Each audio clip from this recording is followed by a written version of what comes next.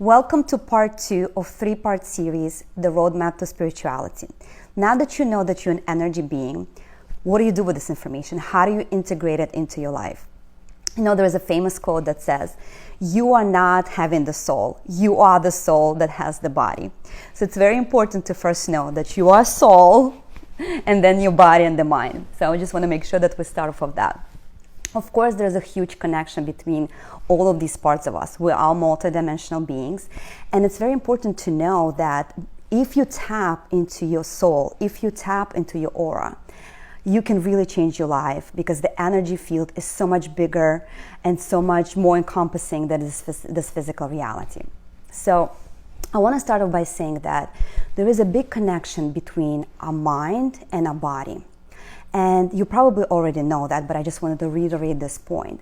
A lot of diseases that we have within ourselves are psychosomatic. So psychosomatic, if you translate it from the Latin, psycho is the mind and soma, the body, somatic. So it's very important when we are on a path of spiritual awakening, we're doing the work, we're integrating all these parts of us, that we understand how our mind and how our stress affects our body. Scientists, metaphysicians, mystics discover something new about DNA every single day, and epigenetics is very famous now and it's becoming very popular. And what it means is that our DNA can change by the environment. So what it means for you, right? So every time you're thinking something, you're feeling something, you have certain beliefs about something, that affects your body. So when you change yourself, when you start to be more in a positive, way of thinking, it really affects your DNA. It really affects your biology. So when you're constantly in a flight or fight mode, when you are constantly striving, when it's constantly trying to survive in this world, it affects your DNA. Our nervous systems are so messed up, and we live in this world constantly being in that flight or fight mode, and it's aging us so much. So what's important for me to really share with you today is that you have to heal your nervous system. You have to start rewiring your brain because the way your thoughts are really affecting your body. So why are we putting ourselves under stress? Because we don't know who we are. Remember in my first video I said we don't know. We're missing this huge link of who we are. So we're constantly in stress trying to prove the world that we're worthy, that we're achieving, that we're doing things, that we're hustler, boss babes, and all these things, right? So because we're putting ourselves into stress, we are compromising our nervous system all the time. And also the reason why we do that is because of unresolved emotional traumas within us. So let me repeat that because I really want to get this point through. So our emotions carry the key to the world, right? Our emotion, that's why emotional intelligence becomes so important and even more important than IQ. Because if you can understand your emotions, if you can heal your emotions, you can really be a master. You can really go into the world and manage your life through how you interact with people, what you do, because you are the master of your emotions. I absolutely love this quote by Albert Einstein that says that our intuitive mind is a sacred gift and our rational mind is a servant. But we created a society that honors the servant and forgot about the gift. The gift is our intuitive mind, our heart, our emotions. So I want to make sure that what you're going to take away from this video is understanding that the emotional intelligence is very important. And your emotional intelligence is within your body. Your body kept the score of everything that happened to you. So any anger, any resentment, any things that you can't forgive someone else, right? Any shame, any guilt, all of those negative emotions, they're draining your energy. They sit within you. And for the most part, we got them into our body by the age of 14. They were either created in our life experiences or we inherited them. We inherited them from our parents, from our grandparents. Because what happens with our parents, if by the age of 14, they imprint us with their dysfunctional emotions, with their baggage, they imprint us. That's why I'm so passionate about the work that I'm doing with mothers, is to say, do your own stuff first before you put that on your kids. Because everything that hasn't been processed within us, the emotions, we put it on our kids. And then they have to do that for themselves. So I want to help the next generation by owning the work that we have to do ourselves. Our parents, I mean, the consciousness at the level that it was, 50 years ago, 30 years ago, was very different than it is now. We are at the edge of awakening, of conscious change, of this paradigm shift on earth. People are waking up and realizing who they are. And what I want to share with you is that you have the medicine within you. You are your own healer.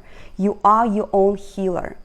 So remember how I said, our aura, our energetic bodies, our aura is the electromagnetic field.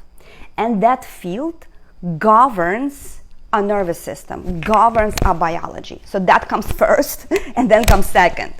So if you want to really heal yourself, you can really tap into those quantum healing modalities. I know it's kind of pioneer work, but by reprogramming your mind, by doing guided meditations, you are telling your DNAs, and each of your cells have antennas up, and they're constantly listening to what you're feeling, to what you're saying, to what you're doing, and your biology, your body is responding to what you're thinking and what's in your energy field.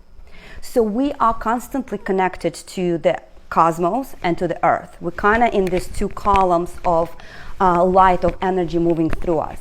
And if you're familiar with the chakra system, right, we have 7 chakras, and we have more above our head and 1 below our feet, connecting us to the earth. If there's any blockages in our chakras, our energy is not flowing straight like that. It's flowing like this. It's trying to get around those blockages. So when you heal your blockages, when you remove them, when you do chakra balancing, actually each of the chakras may have certain, it's responsible for certain things. So when you clear your chakras, your energy really moving smoothly, and you are attracting, you are becoming more light. So the lighter you are, the higher your frequency. The higher your frequency, you're probably familiar with like attracts the like. The higher your vibe, the higher circumstances around your life.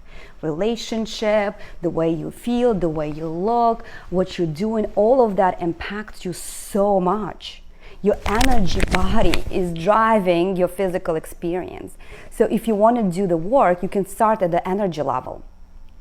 But if that's very hard to comprehend for you for now, think about the body and mind connection. There's such a big connection there, right? When you're doing, there's a lot of motivational work, and people are saying, oh, do this, think that. But if you have traumas in your physical body, you got to do somatic work. You have to pass those emotions through you. Right? So breath work is very great for that. Yoga, there's so many asanas that you can do. Like we're women, we carry a lot of the emotional baggage in our hips. So do the exercises for your hips. They're very great. Dancing. I mean, there's so many tools, there's so many things the way you can push those stuck energies through your body. And of course, meditation, guided meditation is special. That's why I have so many guided meditation in my course, because they're really addressing different things. They can activate your third eye, move the sexual traumas out of your sexual areas, out of your second chakra, open up your heart. Our hearts are, this is our soul is in our heart. So if we can connect to that intuitive mind, the way Einstein said, this should be our master, not this. This is a servant, this is the master. Servant, master, you understand? So the body, mind, and soul connection is very, very important. So I hope this video serves you well.